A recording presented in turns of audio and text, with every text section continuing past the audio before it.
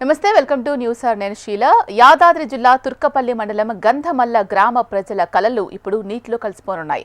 తెలంగాణ ప్రభుత్వం ప్రతిష్టాత్మకంగా చేపట్టిన గంధమల్ల రిజర్వాయర్ నిర్మాణానికి భూములు కోల్పోతున్న రైతులు తీవ్ర ఆవేదనలో మునిగిపోయారు. ఎన్నో ఏళ్లుగా తాము భూమిని నమ్ముకుని బతికిడుస్తున్నామని, భవిష్యత్ అంధకారంలో ఉంది అంటూ ఆవేదన వ్యక్తం చేస్తున్నారు. ప్రభుత్వం భూమి పోయే రైతులను పిలవకుండా ఇతరులతో మీటింగ్ పెట్టి భూముల రేటు నిర్ణయించిందని రైతులు చెబుతున్నారు. భూమి కోల్పోయే రైతులకు న్యాయం చేయాలని బాధితులు విజ్ఞప్తి చేస్తున్నారు. దీనిపై మరింత సమాచారం మా ప్రతినిధి రామరెడ్డి అందిస్తారు.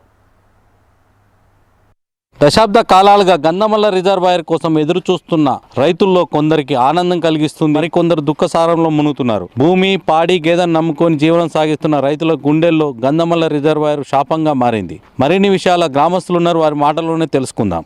మీ ఊర్లో ఏం జరుగుతుంది? గంధమల్ల రిజర్వాయర్ కడుతుంది, ఇప్పుడు మీకు సంతోషకరంగా ఉందా? ఎట్లా ఉంది? మాకు అన్యాయం అవుతుంది సార్. కొంతమందికి ఏమో సంతోషం ఉంది, మేము కొంతమంది దుఃఖిస్తున్నాము. మా ఉన్న భూములు మొత్తం పోతున్నాయి. ఈ కాంగ్రెస్ వచ్చి మొత్తం మమ్మల్ని నాశనం చేసిరు.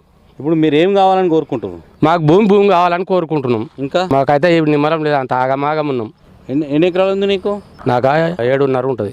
7.5 నీకు ఉంది? మొత్తం పోతుంది? మొత్తం పోతుంది. ఎంతమంది పిల్లలు నీకు? 2 కొడుకులు, 1 బిడ్డ.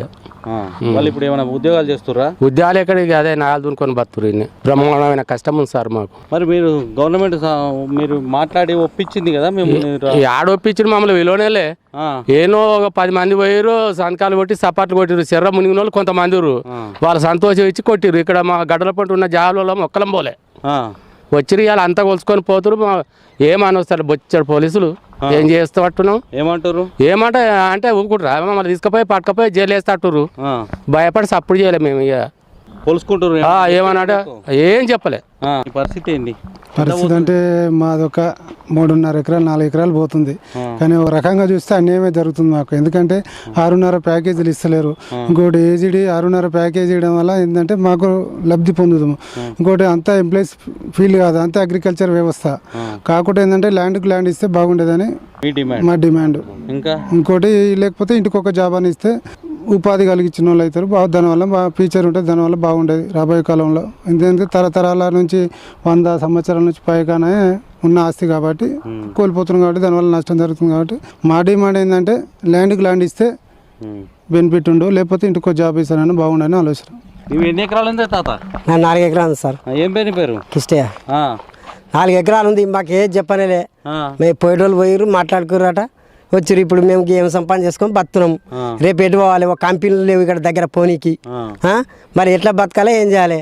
ఓ జాబులని ఇస్తారా? ఏది ఇస్తాడు? పిల్లలు గట్లా మా పరిస్థితి గట్ల సార్. మరి ఎట్లా నాకు ఇప్పుడు భూమి ఇచ్చినా నాశ. ఇప్పుడు రైతు పని చేసి బతున్నా కదా, అదే భూమి తవ్వుకొని బతాం. గట్లా భూమి కావాలి. నా 4 ఎకరాలు తన 2 ఎకరాలు ఇచ్చినా సరే అట్లా బాగుపడతా. ఇప్పుడు కలెక్టర్ ఆఫీస్ లో మీటింగ్ అయింది కదా, మరి నేను ఒక్కనాడు కూడా వాళ్ళ కలెక్టర్ ఆఫీస్ కు గట్లా. అంటే రైతు నువ్వేనా? వేరే వాళ్ళు? నా పేరు మీద 4 ఎకరాలు ఉంది. నిన్ను విలువనే లేదా? నన్ను విలువలే. నేను ఇక పోతురు అయినా చదువురాని వేసాం. ఏడాని కూడా నేను అడిగిపోలే. పోతురు అంటే ఇక నాకు బండి నడపరాదా? ఇప్పుడు కలెక్టర్ ఆఫీస్ చదువు రాదు. ఏటం పోవాలి, ఏ గలికాని పోవాలని నేను ఊకున్నా. చెప్పు గ్రూప్లలో పెట్టిరు చిన్న ఫోను, నాకు తెలియదా ఏటం పోవాలి సార్? గట్లుంది పరిస్థితి. మీటింగ్ పెట్టలేదా? ఇక్కడ మీటింగ్ ఎప్పుడు పెట్టారు? మీటింగే లేదు. మీటింగ్ అంటే ఇప్పుడు షెల్టర్ ఉన్న కొంతమంది పోతే నాసోలు నాడు ఉండి అట్టెట్లా పోతారు? మనకు డిమాండ్ ఇప్పుడు 1 కోటి రూపాయలు అమ్ముతుంది అక్కడ. రోడ్కు 2 కోట్లు అమ్ముతుంది. 2 కోట్లు కాకుండా మనకు 60 లక్షల 70 లక్షల ఏదైనా డిమాండ్ చేయండి ఎట్లా అని మీటింగ్ రేపు జరుగుతానగా ఇది పరిష్కారం మాట్లాడినే ఊళ్ళే. నేను అన్న అట్లా కూడా అంటే ఎవరు నార్సండి హ్యాగీన్ లెక్క ఎంత అన్నట్టుగా పోయేటోళ్ళు పోయారు. మాట్లాడి ఇప్పుడు 24,50,000 డిమాండ్ వచ్చిందట. మరి ఇక పోయిన వాళ్ళకి నార్సంట్లోకి ఇస్తారా ఇరా అనేది ఏది తెలియదు. గది మనం గది 24,50,000 ఇస్తే సంతోషమేనా? ఇక సంతోషమే చెప్తాను. సంతోషం ఏముంది నాకు? ఎట్లా ఇప్పుడు 24 లక్షలు పెడితే 1 ఎకరం దొరుకుతుందా నాకు? ఈ రూట్ ఇక్కడ బాధకైనా 80 పోతుంది. మా రూట్లో 80 లక్షలు పోతుంది. ఇప్పుడు ఇందులో కాడికి 1 కోటి రూపాయలు పోతుంది మానమ్మ కాడికి వెళ్ళి. ఇప్పుడు అక్కడికి 20 తక్కువ ఉన్నాయి కానీ ఎట్లుంది? 24 లక్షలు అంటే ఏమొస్తుంది? ప్రభుత్వానికి ఏం డిమాండ్ చేస్తున్నంటే ఇక్కడ ఏది చెక్కలగూడెం దిక్కు గవర్నమెంట్ ల్యాండ్ ఉంది. అక్కడ ఏదో రకంగా ఎలాంటి కొద్ది కంపెనీలు వేస్తే ఊరు పోయిన వాళ్ళకి, మంచిగా చదువుకున్న వాళ్ళకి, నాయసంటి యువకులకు ఏదో రకంగా ఏదో ఒక ఉద్యోగం ఇస్తే ఏదో ఈ ఊరును చూసుకుంటా ఉద్యోగం చేసుకుంటా గడుపుతాం. ఇక కంపెనీలు లేక వేరే ఏం లేకపోతే చాలా ఇబ్బంది అవుతుంది.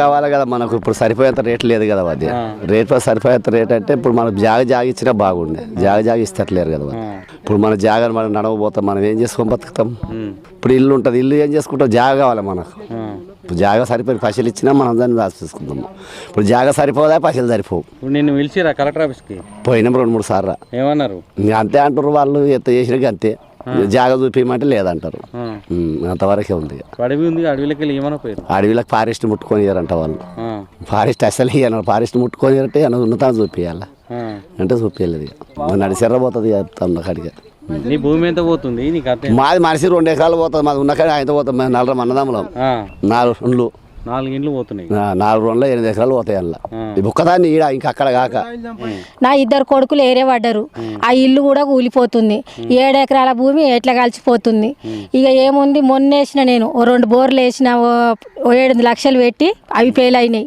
ఆగులకెళ్ళి మోటార్ ఫిట్ చేసిన అవి ఉన్న పొలం ఆయనతో అది పోతుంది ఇక మాకు ఉండే ఆధారం లేదు మా 2 కొడుకులు చదువుకుర్రు ఇక ట్రాక్టర్లు దున్నుకుంటా బతుర్రు అవి ఉన్నది పోయినాక ఇక ఏం చేస్తాము ఏ తాతలో ఏ ముత్తాతలో సంపాదించిన భూమి మేము కష్టపడి కూడా కొనుక్కున్నాము 1 ఎకరంన్నర అది కూడా పోతుంది ఇక మేము బతుకులేందుకు ఉండేందుకు ఆ బీర్లాయిలో ఇంతమంది తెచ్చి పోసినా అది ఆగి సచ్చేదే ఇక మా పిల్లల ఉసురు మా ఉసురు అయితే తగులుతుంది మరి ఏం చేయాలి సార్ ఇగో ఆడ బోరేసినాం 600 పొక్కేసినాం పెద్ద మడ్లే సుక్క నీళ్ళు కూడా వల్లే ఇక అంతా పోతుంది ఓ రాషన్ కాట ఇస్తామన్నారు మాకు ఒక కాట కూడా లేదు మా ఆయనకు ఒప్పించిన కూడా రాదు 60 ఏండ్లు ఉన్న భూమి అయితే పోగొడుతుర్రు ఇక మా కష్టం ఏందో మా బతుకులేందో గపోరంపోక భూములు ఉన్నాయి కాడ ఓ 7 ఎకరాలన్నర పోతుంది నాది ఓ 2 ఎకరాలు ఇస్తామన్నోళ్ళు కూడా లేరు సార్ ఇక మా బతుకులేందుకు ఇగో పొరంబొక్క అనొద్దు ఏదనొద్దు వాళ్ళు దయ ఉంటే వాళ్ళు ఇచ్చేది ఉంటే సర్కారుకు ఏడున్నది ఏం కథ అన్నది వాళ్ళకి తెలుస్తుంది మాకు తెలియదు ఉన్నది మొత్తం మా కుమరల్లది ఆడ ఊళ్ళో మొదలుపెట్టి పోనీ ఆగో అందాక ఇండ్ల దాకా మాదే 3 ఎకరాలన్నర పోతుంది మా వాళ్ళది మొత్తం మా కుటుంబం మొత్తం 120 ఎకరాలు కుమ్మరోళ్ళది మొత్తం 120 ఎకరాలు 120 ఎకరాలల్లో మొత్తం పోతుంది ఏం లేదు మా కుమ్మరోళ్ళది ఏం చేసుకొని బతకాలి ఓ గుట్టకాడ ఆఖరికి గిన్నె పట్టుకోమని బతుకమన్నా బతాం మరి ఏదన్నా ఓ గ్యాప్లన్నా పిల్లలకు ఒక గ్యాప్లన్నా పెట్టాలి ఇంత ఎకరం భూమి అన్నీ ఇవ్వాలి మా కష్టం ఏందిగో చిన్న పిల్లలు మా కొడుకులకు 3 బిడ్డలే మా పెద్ద కొడుకు ఈ భూమి ఉంది కాబట్టి ఎన్నో కష్టాలు చేసుకొని బతుకుదామని ఉంది ఇప్పుడు వాళ్ళని ఎట్లా చేస్తాడు అయ్యవని ఎట్లా చేస్తాడు అంతేనా ఆ పిల్లల పరిస్థితి ఏంది రేపు 1 ఎకరం అమ్ముకోనన్నా బిడ్డల పెళ్లి చేస్తారు ఇలా అడ్డి వాసారు పోయిరంటే ఆ పిల్లలు ఏం కావాలి చెప్పు ఎంత బాగా ఎంత వేసి ఇప్పుడు 1 కోటి రూపాయలకి ఎకరం 70,000 ఎకరం 70 లక్షలకి ఎకరం 1 కోటి రూపాయలకి ఎకరం అవతల ఉంది ఈ భూమి అంతా పోతే కూడా మాకు 1 ఎకరం భూమి రాదు 24 లక్షలు అట ఈ భూమి అంతా పోగొట్టి 5 ఎకరాల భూమి కొని మా నాయన అంతే మరి ఏం చేస్తాం ఇక గిన్నెల చేత పట్టుకొని పోయినా వేసేటోళ్ళు కూడా ఉండరు మొన్న కొన్నాయ్యా అద్దెకరం మొన్న కొన్నా 22 లక్షలు ఒక్క కొడుకు నా పరిస్థితి మంచిలేదు మా ఆయనకు చేత కాదు అందరికి ఎరికే మా కొడుకు ఒక గడ షాప్ పెట్టుకుండు బతుండు ఇగో నేను కాంట్రాక్ట్ చేసుకొని బతుకుదామంటే ఏం లాభం లేదు ఉన్న దాంట్లో పోతుంది నీకు గంజాడ వేయాలి నీది పోయింది పో నువ్వు బతుకుపో అనే కాడికి ఉంది మరి ఎట్లా చేస్తారో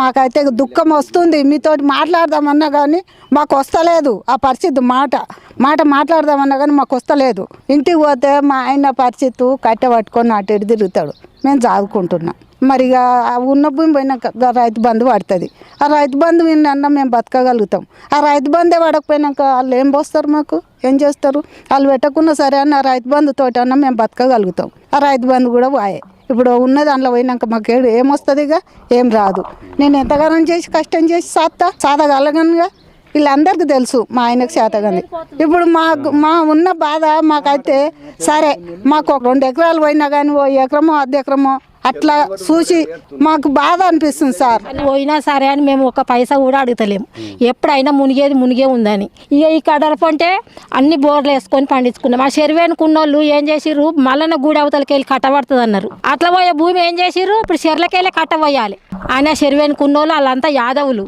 ఆ గొల్లోళ్ళు ఆ శేషటైన కూడా యాదవ్ కాబట్టి బీర్లైలయ్యే వాళ్ళ పరంగా చేస్తుండు మా కుమ్మరోళ్ళకైతే మొత్తం పట్టుబట్టినట్టే చేస్తుండు సారు 120 ఎకరాల భూమి ఆ కట్టమైసమ్మ కాడ మొదలు పెడితే పోనీగా జయదపురం దగ్గర దాకా మొత్తం పోతుంది. ఇక మా పర్సెంట్ ఏందో ఏం చేయాలి, అక్కడ ఇంత భూమి కూడా పోతలేదు, ఇంకా పోతుంది. మరి భూములు ఉన్న వాళ్ళు మాకు ఇంత ఇవ్వాలంటే ఎందుకు ఇస్తాం? ఒక్కళ్ళు బయటపడి చస్తే అందరు చస్తారా? అన్నీ అవుతురు చెరువు వెనుకున్న వాళ్ళు, చెరువు కింద ఉన్నోళ్ళు. ఈ చెరువు మీద ఉన్న వాళ్ళేమే ఎట్లుంది పర్సెంట్ చెప్పు? ఒకతాన కాకుంటే ఒకతాన నన్ను ఉంది అన్నట్టు లేదు. ఇక మా బతుకులు ఏంది ఉండేందుకు లేకెందుకు? మరి ఆయన వచ్చి భూములు ఎట్లా పోతున్నాయి, ఏం కథ, ఎవరెంత అనేది ఉండాలి. పోతే ఊరు మొత్తం పోవాలి, అందరి నెత్తిలో పేర్లు పడతాయి, గొక్కుంటారు, అప్పుడు కష్టం అనేది ఏర్పడుతుంది. అంతేనా కాదా సార్? ఊరు మొత్తం పోవాలి, జాగలు మొత్తం పోవాలి, పెట్టాలి ఆడ పెద్దల ఇంటమ్మ కాడ పెడితే అందరికి పోతే అయ్యో మా పర్సెంట్ ఏంది అనేది వాళ్ళకి అర్థం అవుతుంది. ఇప్పుడు పోయేటోళ్ళదే పోతుంది, వాళ్ళు నవ్వుకుంటున్నారు అంటే ఎంత బాధ. అంతేనా కాదా? ఏమన్నా అనిపిస్తుందా బాధ? లేదా ఏం లేదు. ఈ చెరువు నిండగానే ఆయన చెరనే టాంకిల్లే మందు పోస్తాడో, మరి ఇక మమ్మల్ని చెరనే వేసిపోతాడు. మేము ఉండే అవసరమే లేదు. ఇక ఏం చూసుకొని ఉండాలి? ఈ పిల్లలు మేము గంజి పోసేటోళ్ళు లేరు, ఉన్నారా ఈ పర్సెంట్లో? ఇప్పుడు అది అంతా పోయినాక నీ భూమి నీ అన్ననే పోయింది, చెర్ల పడి సాగుపో అంటారు. అంతేనా కాదా? నేను సంపాదించిన అంటావు, నీ భూమి ఏడుంది, నీకు ఎవడు పోస్తాడు గంజి? నీ బతుకు ఉన్నది ఇంకా 4 ఎకరాలు పోతుంది. 20 లక్షలు పెట్టి గన్నాడికి గుట్ట వలగ తీరుకొని బతున్నాం. ఇప్పుడు అది పోయే కాలం చేసిండు, ఇది పోయే కాలం చేసిండు. మరి బీరేలేయ మొదలు ఏడికెళ్ళి పంపకం అంటే అది పొలిమర సందుకెళ్ళి పంపకం వాడికి తయారు చేశారు. ఈ ఊరోళ్ళు కలిసి బీరేలేయని చెట్టెక్కించి బీరేలేయ సభ చెప్పనీకి వచ్చినాడు. ఏమన్నాడు? సార్ మా భూమి ఓడగొట్టొద్దు అంటే, ఓ మా నీది గంటెడు ఓడగొట్ట, నేను నడిచేరనే నేను లోతు చేస్తా, మీ గంటెడు పోతే నన్ను అడుగురి అంజనేయుల సాక్షిగా పవానం చేసిండు. అసంటోడు ఇట్లా బుద్ధి తింటాడా గడ్డి తిన్నాడా సార్? మరి ఆయన మరి ఇప్పుడు ఎట్లా బతకాలి సారు? చూసాం కదా, భూమికి భూమి మరియు ఇల్లు నిర్మాణం చేసి ఒక ప్రభుత్వ ఉద్యోగం కల్పిస్తేనే మేము భూమిని వదిలిపెడతాం, లేని ఎడల ప్రతి భూమిని కోల్పోతున్న ప్రతి భూ నిర్వాసితుడు ఈ విషయం తీసుకొని మందు చావడమే తప్ప మాకు వేరే దిక్కు లేదని చెప్పి గ్రామస్తులు ఆవేదన వ్యక్తం చేస్తున్నారు. కెమెరామెన్ రవితో గంధమల్ల నుండి రామరెడ్డి, HM TV.